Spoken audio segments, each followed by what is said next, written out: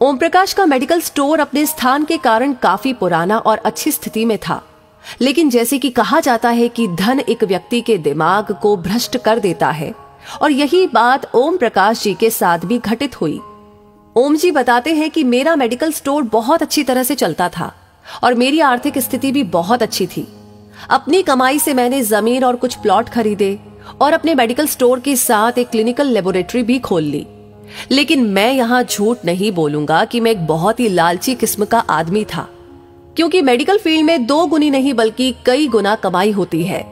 शायद ज्यादातर लोग इस बारे में नहीं जानते होंगे कि मेडिकल प्रोफेशन में 10 रुपए में आने वाली दवा आराम से 70 से 80 रुपए में बिक जाती है। लेकिन अगर कोई मुझसे कभी 2 रुपए भी कम करने को कहता तो मैं ग्राहक को मना कर देता।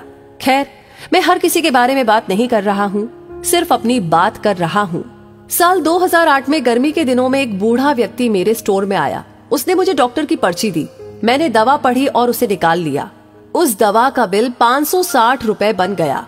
उस बूढ़े ने अपनी सारी जेब खाली कर दी, लेकिन उसके पास कुल 180 रुपए थे। मैं उस समय बहुत ही गुस्से में था, क्योंकि मुझे काफी समय लगाकर उस बूढ़े व्यक्ति की दवा निकालनी पड़ी थी और ऊपर से उसके पास पर्याप्त पैसे भी नहीं थे। बूढ़ा दवा लेने से भी मना नहीं कर पा रहा था, शायद उसे दवा की सख्त जरूरत थी। फिर उस बूढ़े व्यक्ति ने कहा कि मेरी मदद करो, मेरे पास कम पैसे हैं और मेरी पत्नी बीमार है, हमारे बच्चे भी हमें पूछते नहीं है। मैं अपनी पत्नी को इस तरह वृद्धावस्था में मरते हुए नहीं देख सकता। लेकिन मैंने उस समय उस बूढ़े व्यक्ति की बात नहीं सुनी और उसे दवा वापस छोड़ने के लिए कहा। यहाँ पर मैं एक बात कहना चाहूंगा कि वास्तव में उस बूढ़े व्यक्ति की दवा की कुल राशि 120 रुपए ही बनती थी। अगर मैंने उससे 150 रुपए भी लिए होते तो भी मुझे 30 रुपए का मुनाफा ही होता। लेकिन मेरे लालच ने उस बूढ़े लाचार व्यक्ति को भी नहीं छोड़ा।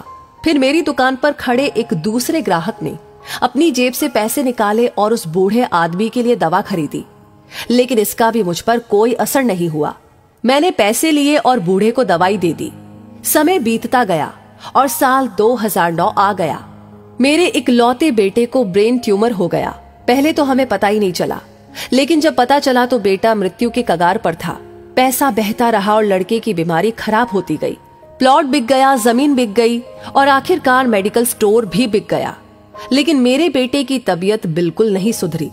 उसका ऑपरेशन भी हुआ और जब सब पैसा खत्म हो गया तो आखिरकार डॉक्टर्स ने मुझे अपने बेटे को घर ले जाने और उसकी सेवा करने के लिए कहा। उसके बाद 2012 में मेरे बेटे का निधन हो गया। मैं जीवन भर कमाने के बाद भी उसे बचा नहीं सका। 2015 में मुझे भी लकवा मार गया और मुझे चोट भी लग गई। आज जब मेरी दवा आती है तो उन दवाओं पर खर्च किया गया पैसा मुझे काटता है, क्योंकि मैं उन दवाओं की वास्तविक कीमतों को जानता हूं। एक दिन मैं कुछ दवाई लेने के लिए मेडिकल स्टोर पर गया और 100 रुपए का इंजेक्शन मुझे 700 रुपए में दिया गया। लेकिन उस समय मेरी जेब में 500 रुपए ही थे और इंजेक्शन के बिना ही मुझे मेडिकल स्टोर से वापस आना पड़ा। उस समय मुझे उस बूढ़े व्यक्ति की बहुत याद आई और मैं घर चला गया।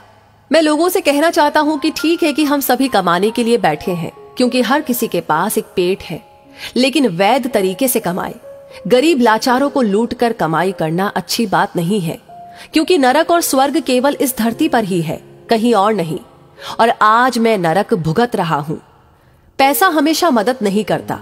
हमेशा ईश्वर के भय से चलो, उसका नियम अटल है, क्योंकि कई बार एक छोटा सा लालच भी हमें बहुत बड़े दुख में धकेल सकता है। तो दोस्तों, इस कहानी को सुनकर आप क्या महसूस करते हैं? अपनी राय हमें जरूर बताएं और इस वीडियो को ज्यादा से ज्यादा शेयर करें। आपका हर एक लाइक, हर एक शेयर और हर एक कमेंट हमें मोटिवेट करता है ऐसी ही प्रेरणादायक वीडियो पर काम करने के लिए, मेहनत करने के लिए। साथ ही हमारी हर वीडियो को सबसे पहले पाने के लिए हमारे पेज को फॉलो करना ना भूलें। धन्यवाद।